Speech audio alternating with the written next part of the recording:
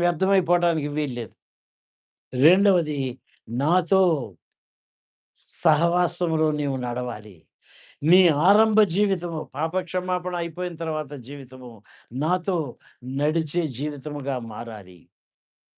మూడవది, అంతేగాదు, నిత్యత్వములో యుగయుగములు జీవించే భవిష్యత్ జీవితములో నాతో నీవు యుగయుగములు ఉండబోవటానికి సిద్ధపడాలి. నీవు సిద్ధమేనా? నీవు సిద్ధమేనా? ఓ ప్రశ్న అడగమంటారా? సంఘాన్ని పండగ పూట, పునరుద్ధాన పండగ పూట సంఘాన్ని, సంఘములో ఉన్న మనుషులు ఏ విధముగా ఆరంభిస్తారు? ఎవరైనా ఏడ్చుకుంటూ వచ్చారా? యేసయ్య చచ్చిపోయాడంట. ఎట్లొచ్చారు? శుభ్రంగా స్నానం చేసి, ఈ మందిరంలో లేదు గానీ, ఒకప్పుడు నేను సేవ ఆరంభించిన మందిరంలో ఈస్టర్‌కి అబ్బో! మల్లెపూలు, ఏవేవో పూలు గుమగుమలాడిపోయే పూలు పెట్టేవాళ్ళు. నేను దాన్ని ఒప్పను.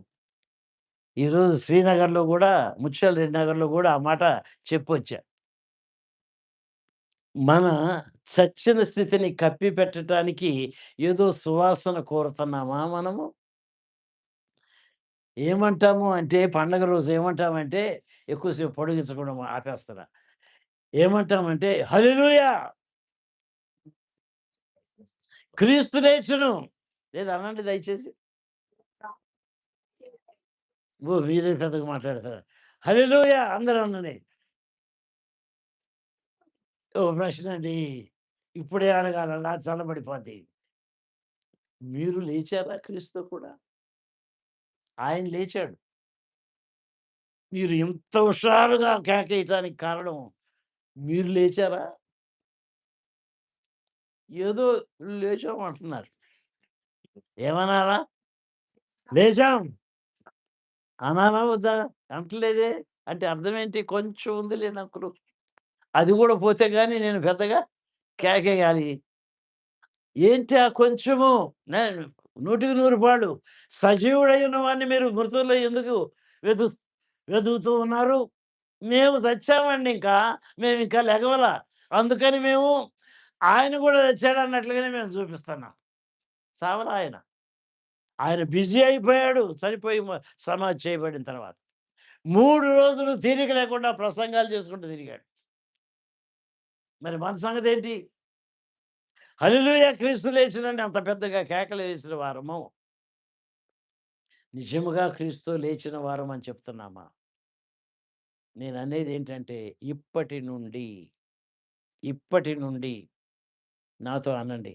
హల్లెలూయా! క్రీస్తు నాలో లేచెను. ఇక జీవించువాడును నేను కాదు, క్రీస్తే నా యందు జీవించుచు ఉన్నాడు.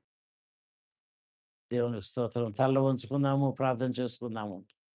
ఈ దినము నుండి మనసు మారి నూతన మగుట వలన రూపాంతరపు అనుభవం పొందిన వారముగా నడుచుకోవాలని దేవుడు కోరుతూ ఉన్నాడు. ప్రార్థన చేసుకుందాము. అత్యంత కృప కలిగిన మా ప్రియ పరలోకపు తండ్రి, నాయనా నీ పరిశుద్ధ పాద సన్నిధిలోనికి మమ్మల్ని క్షేమంగా తోడుకొని వచ్చి, ఆత్మ సంబంధమైన సత్యములను మాతో వెల్లడి చేసి, పరలోక రాజ్య సంబంధమైన ఆ వేడి మాలో పుట్టించినందుకు నీకు వందనాలు ప్రభా. అవును నాయన. మేము క్రీస్తుతో కూడా చనిపోయాం ప్రభా. ఇక జీవించేది నేను కాదు నాయన. క్రీస్తే నా యందు జీవించు ఉన్నాడు. ఈ మాట నా జీవితంలో రోజు నిరూపించుకుంటాను ప్రభా. రోజు నేను లోకానికి చచ్చిపోయాను, దేవుని కొరకు జీవిస్తున్నాను అని చూపిస్తాను ప్రభా. నీ మహిమను ప్రచురము చేయుచు, నీ సాక్షిగా జీవించున్నట్లు ఇక్కడ చేరిన ప్రతి ఒక్కరిని మీరు బలపరిచి, నీ రాజ్యం కొరకు స్థిరపరిచి, నీ ఉన్నతమైన కృపలతో అభిషేకించి, నడిపించి కాపాడమని యేసు పరిశుద్ధ నామమున మిక్కిలి వినయముతో ప్రార్థించి వేడుకొంచు ఉన్నాను తండ్రి. ఆమేన్. మన తండ్రి అయిన దేవుని ప్రేమ, కుమారుడైన యేసుక్రీస్తు ప్రభు యొక్క కృప,